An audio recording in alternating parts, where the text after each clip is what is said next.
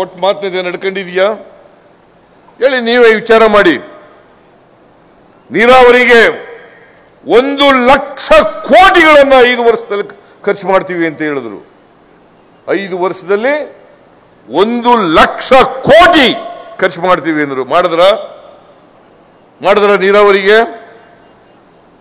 ಬಂದ ತಕ್ಷಣನೇ, ಅಧಿಕಾರಕ್ಕೆ ಬಂದ ತಕ್ಷಣ, ಇದು 2018ರಲ್ಲಿ ಹೇಳಿರ್ತಕ್ಕಂಥದ್ದು. ನಾವು ಅಧಿಕಾರಕ್ಕೆ ಬಂದ ತಕ್ಷಣವೇ 1 ಲಕ್ಷದವರೆಗೆ ರೈತರ ಬ್ಯಾಂಕ್ ಸಾಲ, ಸೊಸೈಟಿಗಳ ಸಾಲ ಮನ್ನಾ ಮಾಡ್ಬಿಡ್ತೀವಿ. ಮೊದಲನೇ ಕ್ಯಾಬಿನೆಟ್ನಲ್ಲೇ ತೀರ್ಮಾನ ಮಾಡ್ಬಿಡ್ತೀವಿ. ಇವತ್ತು 3 ವರ್ಷ 10 ತಿಂಗಳಿದ್ರಲ್ಲ ಯಡಿಯೂರಪ್ಪ, ಬಸವರಾಜ ಬೊಮ್ಮಾಯಿ, 1 ರೂಪಾಯಿನಾದ್ರೂ ಮನ್ನಾ ಮಾಡಿದ್ರ? ಹೇಳಿ ನೀವೇ, 1 ರೂಪಾಯಿನಾದ್ರೂ ಮನ್ನಾ ಮಾಡಿದ್ರ? ಮಾಡಿದ್ರಿ ಹೇಳಿ. ನಾನು ಮುಖ್ಯಮಂತ್ರಿ ಆಗಿರುವಾಗ 50,000 ರೂಪಾಯಿವರೆಗೆ ಸೊಸೈಟಿಗಳ ಸಾಲವನ್ನ ಮನ್ನಾ ಮಾಡಿದ್ದು ಕಾಂಗ್ರೆಸ್ಸಿನ ಸರ್ಕಾರ, ಸಿದ್ದರಾಮಯ್ಯ ಅಂತಕ್ಕಂಥದನ್ನ ತಾವ್ಯಾರು ಕೂಡ ಮರಿಬಾರದು.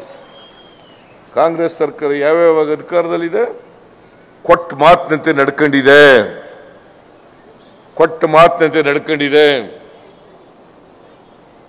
2013ರಿಂದ 18ರವರೆಗೆ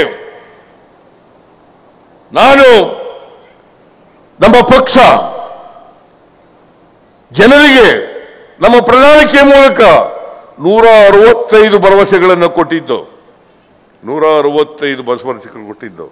5 ವರ್ಷದಲ್ಲಿ 158 ಭರವಸೆಗಳನ್ನು ಈಡೇರಿಸ್ತು. 158 ಭರವಸೆಗಳನ್ನು ಈಡೇರಿಸ್ತು. ಅವರು 2018ರಲ್ಲಿ 600 ಭರವಸೆಗಳನ್ನು ಕೊಟ್ಟಿದ್ರು. ಆದರೆ ಈಡೇರಿಸ್ತದ್ದು 60 ಭರವಸೆಗಳು ಮಾತ್ರ.